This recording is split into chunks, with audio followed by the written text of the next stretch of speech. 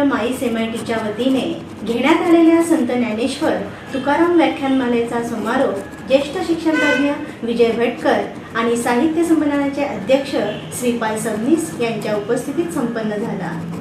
नागरिकांच्या ओघात अनेक संस्कृती लोप पावत असून आपल्या देशातील भावी पिढीलाही थोर महापुरुषांच्या कार्याचा भारतीय संस्कृतीचा विसर पडत चालला आहे। परंतु संस्कृतीच्या जोरावरच तुमचे वेगळेपण सिद्ध होते। त्यामुळे सर्वांगाने समृद्ध असलेल्या आपल्या संस्कृतीला विद्यार्थ्यांमध्ये रुजवण्यासाठी तसेच भावी पिढीला दर्शन घडवण्यासाठी भारतीय संस्कृतीचा शालेय व महाविद्यालयीन अभ्यासक्रमात समावेश केला पाहिजे, असे मत प्रसिद्ध संगणकशास्त्रज्ञ डॉक्टर विजय भटकर यांनी व्यक्त केलं।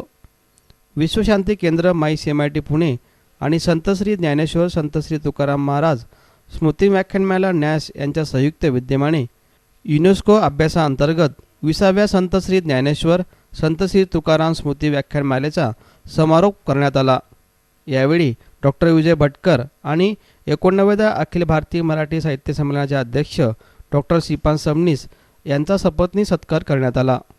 यावेळी विश्वशांती केंद्राचे माईस MITचे पुण्याचे संस्थापक अध्यक्ष प्राध्यापक विश्वनाथ कराड, सौ ललिता सबनीस, माईस MITचे शिक्षण संस्था समूहाचे सचिव व कार्यकारी संचालक प्राध्यापक डॉक्टर मंगेश कराड, विश्वशांती संघाचे कार्यकारी संचालक डॉक्टर संजय उपाध्याय, माईस MITचे प्राचार्य doctor LK Kshirsagar, MIT school of टेलिकॉमचे प्रकल्प संचालक डॉक्टर मिलिंद पांडे, प्राध्यापक सुधीर राणे यांच्यासह आदी मान्यवर या ठिकाणी उपस्थित होते। तत्वज्ञ संत शिरोमणी ज्ञानेश्वर माऊली आणि तत्वज्ञ जगद्गुरु संत तुकाराम महाराज हे अधिष्ठान आणि त्याच्या अनुषंगाने विश्वशांतीसाठी मनशांतीसाठी प्रयास आणि अशा जाणकार थोर विद्वानांच्या शास्त्रज्ञांच्या साहित्यिकांच्या मुखातून स्वतःला एज्युकेट करून स्वतःला थोडंसं शिकण्याचा मनापासून प्रयत्न करून आपण गेली 20 वर्षे हा प्रयत्न करतो आहोत। सत्याचे दर्शन घडवण्यासाठी ज्ञानेश्वरी हा संस्कृतीचा भाग आहे। माझ्यासाठी ती गुरुस्थानी असून ज्ञान क्षेत्रात गुरुला मोठे महत्त्व आहे, असेही भटकर यांनी यावेळी सांगितलं। आपल्या संत वाङ्मयाचा इतिहास काय आहे त्यामुळे आपल्या पुढच्या पिढीला आज माहिती मोठी त्यांनी आपण शिक्षण क्षेत्रामध्ये शालेय शिक्षण साधारणतः 12 वर्ष शालेय शिक्षण घेत असतो, पण आपल्याला भारतीय परंपरेविषयी भारतीय संस्कृतीविषयी ज्या संस्कृतीमध्ये मी वाढतोय त्या संस्कृतीविषयी काहीही माहिती नाही। आणि मग आपण काय शिकणार प्रश्न होतो की आपण मी काय शिकणार? मला माझी संस्कृतीच माहिती आहे, जी मला संस्कृती घडवणार आहे, जी अर्थाने खऱ्या अर्थाने माझी आई आहे, माऊली आहे, त्या संस्कृतीबद्दल मला काहीही माहिती, तिचा इतिहास माहिती, तिचे महत्त्व माहिती, तिचं महात्म्य माहिती, तिची महत्ता मला माहिती नाही, तर मी खरोखर काय शिकणार? मी इंजिनिअरिंग शिकलो असेल, मी मॅनेजमेंट शिकलो असेल, मी लिडरशिप शिकलो असेल आणि मी सर्व विषय शिकलो असेल, पण माझी संस्कृती आजही when we learn management today, now people are realizing that it is the culture of the institution which is more important than anything else. Culture of institutions, culture of organizations, culture of companies. Why Facebook is different or why Google is different? Why this is different than other organizations? Because of its culture, not because of anything else.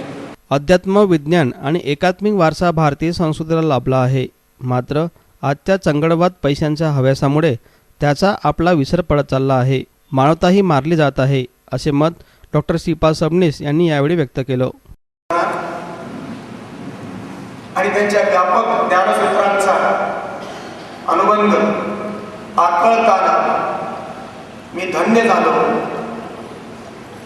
Bhatkar साहेबांनी केवळ महासंगणकच निर्माण केला नाही, भारताची महासत्ता ही आध्यात्मिक आणि ज्ञानात्मक आहे आणि ती विज्ञानाकडे पण झेप घेते आहे। त्याची एक जिवंत साक्षी या वास्तूमध्ये, या व्यासपीठावर डॉक्टर भटकर साहेबांच्या रूपाने उपस्थित आहे। मी चहापान केलं त्या सभागृहामध्ये, माझी पत्नी मला दाखवत होती